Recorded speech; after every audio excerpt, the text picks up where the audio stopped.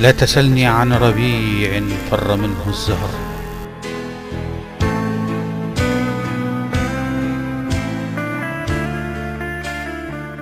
ولا عن عيون كحلها الضجر.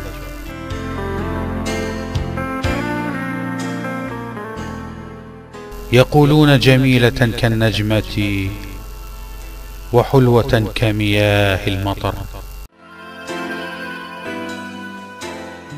لا يعلمون وجع القصيدة حين تحتضر.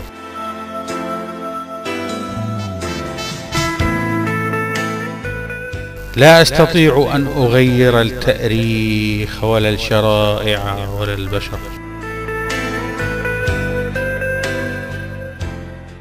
فقط أحتاج أن أجلس في صمت تحت الشجر.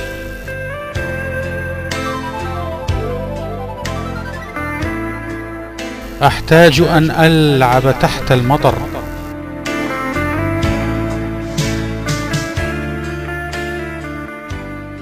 أن تغرقني حباته،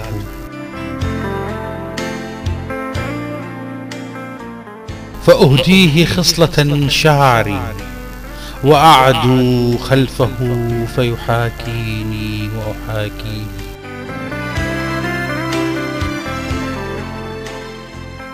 عن دعابات الطفولة وقصص والدي وحضن أمي،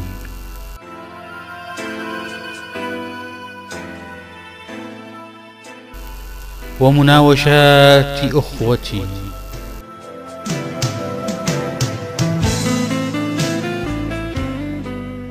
وليالي السمر.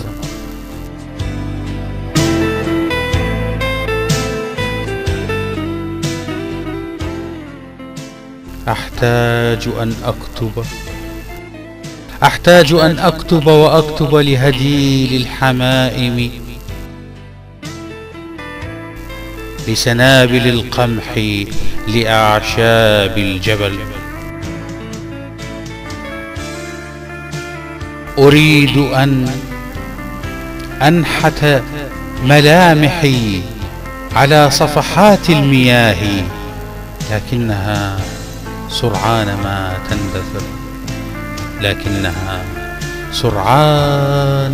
تندثر، أريد أن أنحت ملامحي على صفحات المياه، لكنها سرعان ما تندثر.